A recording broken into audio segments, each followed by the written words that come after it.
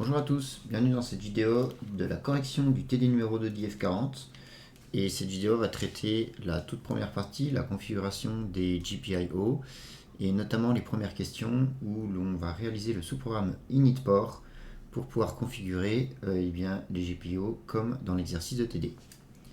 Alors, je rappelle dans un premier temps l'exercice. L'exercice, c'est d'utiliser 4 LED et un commutateur hexadécimal 4 positions qui sont disponibles sur la carte Peripheral Explorer. Donc on pourra les utiliser également en TP et on pourra valider expérimentalement un petit peu ce TD. Alors, dans l'énoncé, il est stipulé que le commutateur est relié sur les GPIO 12, 13, 14, 15. Ce sont donc des GPIO qui se situent sur le port A. Et les LED sur 9 et 11 qui sont également le port A. Et 34, 49 qui sont quant à lui sur le port B. Attention, dans cet exercice, la complexité vient du fait que les 4 LED sont sur des ports différents.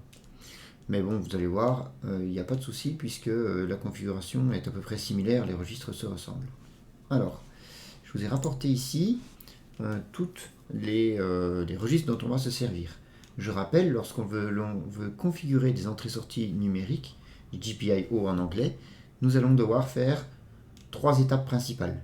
Première étape, le multiplexage. Deuxième étape, la direction. Troisième étape, l'activation, la désactivation des résistances de pull-up. Il y a une étape supplémentaire qui concerne uniquement les sorties. On peut initialiser l'état des sorties à 0 ou à 1. Les 4 étapes que je viens de résumer, vous les retrouverez dans le fascicule du DSP à la page numéro 28.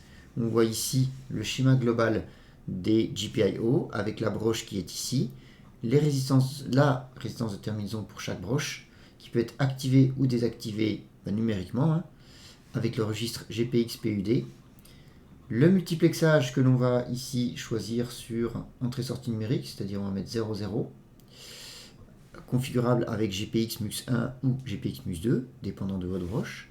La direction, où on peut choisir une sortie ou une entrée, configurable par GPXDIR. Et enfin, une fois qu'on a configuré tout ça, on peut travailler directement avec la donnée. Si on veut agir sur une sortie, c'est-à-dire écrire 0,1 avec GPXDAT. Et si on veut lire l'entrée, on lira GPXDAT. Donc nous allons initialiser ces 8 GPIO.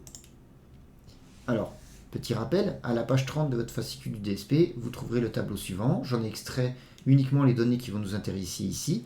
On peut remarquer que les GPIO 12, 13, 14, 15 ici sont situés sur les bits 24, 25 jusqu'à 31 de GPA MUX1. On voit également la GPIO 9 présente ici, bit 19, 18, et la GPIO 11, bit 23, 22. Je vais donc devoir mettre des zéros dans chacun de ces bits-là. Tous les bits ici. Pour réaliser ceci, nous allons faire attention à ne pas toucher aux autres bits du registre. Ainsi, nous allons donc uniquement forcer à 0 ces bits-là. Et donc pour forcer à 0 des bits, nous avons vu, nous allons réaliser un masque AND. Et nous allons faire un masque AND entre GPA MUX1 et un masque. Ce masque, il concerne tous ces bits-là, c'est-à-dire, on va l'écrire sur 32 bits, vu qu'il y a 32 bits ici. Ici, un premier 0 en hexa, un deuxième 0. Ici, on va avoir un C. Ici, on va avoir un C. 0, 0, 1, 1, ça va faire 3. Et ici, ça va faire 3. Donc, 0, 0, 3, 3. Et on ne touche pas au reste. On va mettre des F, F, F, F, F. Voilà pour GPA MUX1. Pour GPB MUX1, il s'agit uniquement de la GPIO 34. Donc, les bits qui sont ici. Donc, je dois forcer à 0 ici. Tout le reste, je laisse à 1. Et ce qui va me faire GPB MUX1, on va faire un masque AND avec tout le poids fort que je n'ai pas mis ici, j'ai uniquement découpé ce qui m'intéressait. On va le laisser à 1, donc on ne va pas y toucher. Et sur le point faible, eh bien, ça va être uniquement ce bit-là. Je vais commencer par la droite, ça sera plus simple puisqu'ici, je vois uniquement le 0. Donc ça, je laisse, ça va être un F. Ensuite, ici, 2 0 suivi de 2 1, ça va faire un C. Ici, F, F, F, F, F, F, F, F, C, F. GPBMux2, c'est la GPIO 49 qui nous intéresse. La voici, elle est sur les bits 2 et 3, tout le reste reste à 1. Donc je peux écrire GPBMux1, MUX2, pardon. Masque end avec 0x. Et ici, on va laisser F, F, F, F. La partie haute, on n'y touche pas. F, F, F. Et ici, c'est uniquement ces deux bits-là 0. Ces bits-là, on ne va pas y toucher, on va les laisser à 1. Donc, on va mettre 3.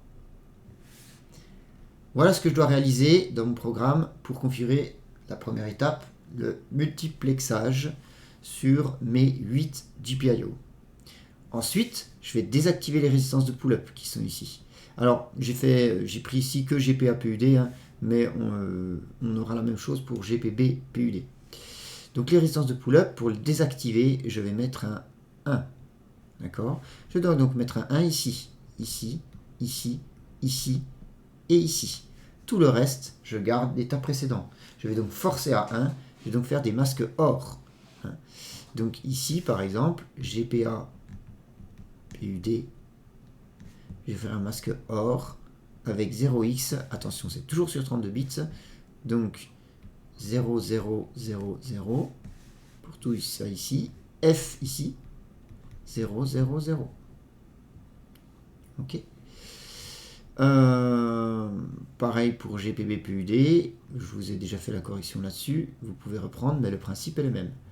Pour la direction, eh bien, GPA dire, je vais mettre 0 pour des entrées, 1 pour des sorties. Mon commutateur étant sur 12, 13, 14, 15, je vais mettre 0 ici pour les mettre en entrée. La 11, je dois la mettre à 1. La 9, je dois la mettre à 1. Puisque c'est des sorties, et donc il y aura les lettres dessus. Ça va me faire GP à dire. Alors là, je vais faire deux masques. Vous pouvez le faire dans le sens que vous voulez. On va commencer par un masque OR avec 0, 0, 0, 0, 0. Ici, on doit mettre uniquement ça à 1, donc 0. Ici, 1, 0, 1, 0, ça fait A. 0, 0. Et tout ça, je ferai un AND avec F, F, F, F. Ici, 0. F, F, F. Pour ne laisser passer, enfin pour ne mettre à 0 que les bits du commutateur. Enfin, pour GPA date, il va s'agir uniquement de mettre à 0 les bits concernant les LED. On va les mettre initialement éteintes.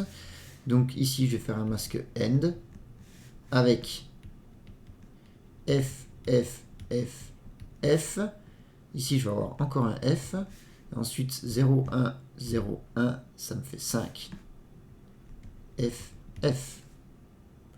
Voilà ce que je dois réaliser. Alors, je n'ai pas fait GPB dire, GPB PUD, GPB date. Je pense que vous comprendrez avec la méthode qui est là pour les LED 3 et les LED 4.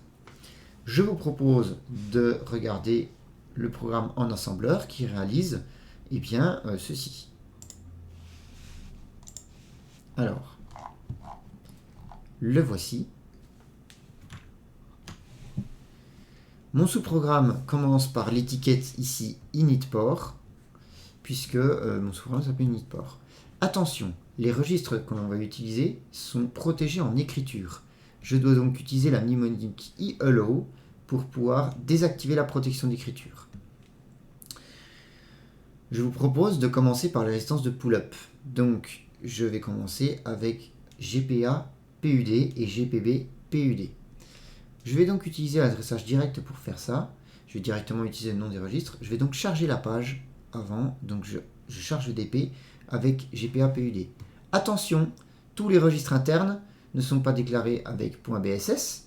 Donc, pour tous les registres internes, je me décale de 6 à droite puisque je dois toujours mettre dans DP les 16 bits de poids fort. GPA-PUD, l'adresse de GPA-PUD faisant 22 bits, je me décale de 6 à droite. Petit avantage également, et vous le retrouverez ici, à la page numéro 29, lorsque vous chargez un registre, vous avez accès dans la même page à l'ensemble des registres, sauf GPA-date, GPB-date et GPC-date. Tous les autres sont tous sur la même page mémoire. Ainsi, lorsque je charge GPA-PUD, j'aurai accès à tous les registres de config sans recharger la page. Allez, on y va. Je vais réaliser des opérations logiques, des AND, des OR. Je vais donc pouvoir faire ça dans l'accumulateur. Je vais donc prendre le contenu de GPA-PUD, @GPA-PUD, et je le déplace dans l'accumulateur. Attention, nous avons vu que GPA-PUD, et comme tous les autres registres, sont des registres sur 32 bits. Je vais donc faire un move L pour long, okay, pour mettre directement tout GPA-PUD dans l'accumulateur, les 32 bits. Ensuite, je fais mon masque OR avec FA00 pour désactiver la résistance de terminaison. Je reprends le résultat, je le remets dans GPA-PUD. Je recommence avec cette fois-ci GPB-PUD. GPB-PUD, je dois mettre le bit 2, donc j'écris 0, je fais un masque OR avec 0x004, je mets le bit 2 à 1, et le bit 17, donc je fais un masque OR que je vais décaler de 16, avec 2. Je prends le résultat, je le remets dans GPB-PUD. J'ai terminé ma configuration des résistances de terminaison. Maintenant, je vais initialiser le multiplexage. Donc GPA-MUX1, je le mets dans l'accumulateur avec un move L. Je dois faire un masque AND. Attention ici, faites bien un masque AND avec AH. Pourquoi? Eh bien parce que si vous écrivez AND ACC,0x033 et que vous décalez de 16 à gauche, il va venir 16,0 ici. Or, un masque AND, vous allez forcer à 0 tous les bits de poids faible, ce que l'on ne veut pas faire, ce qu'on a vu précédemment. Donc uniquement AH avec 0033. Je reprends le résultat, je mets dans GPA-MUX1. Je fais la même chose pour GPB-MUX1, donc avec un masque AND avec FFCF pour mettre la GPO 34, et la même chose avec GPB-MUX2, FFF3 comme on l'a vu pour la GPO 49. Ensuite, je vais initialiser la direction. Pour la direction, j'utilise GPA-dir, GPB-dir.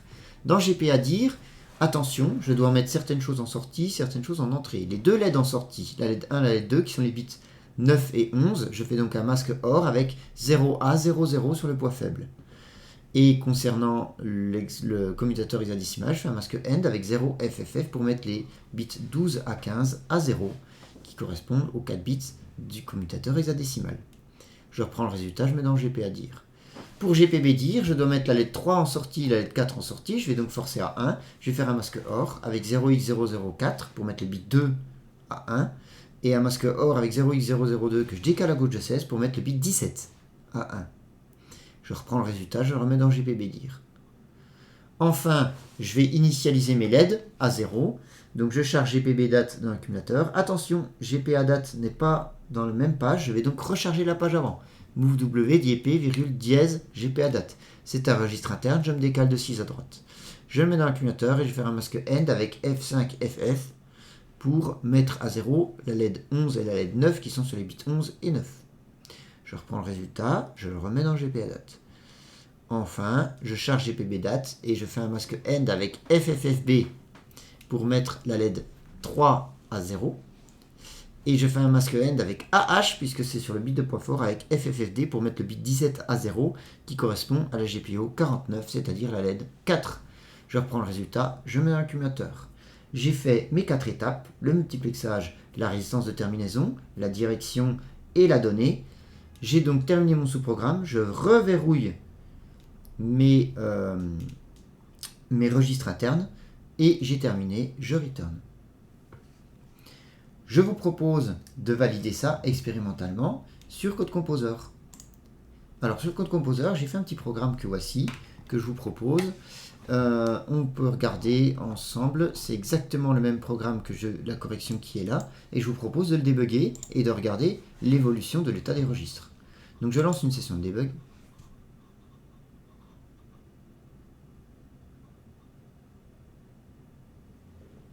Voilà.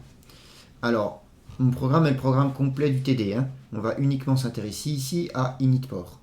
J'entre dans initport, c'est la première ligne de mon programme principal, je fais l'appel au sous-programme initport. Alors, je peux aller voir les registres. Ici, je peux voir l'accumulateur, mais ce qui va m'intéresser également aujourd'hui, ce sont les registres de GPIO. Donc, je cherche GPIO que je trouve ici. Et là, vous voyez l'ensemble des registres.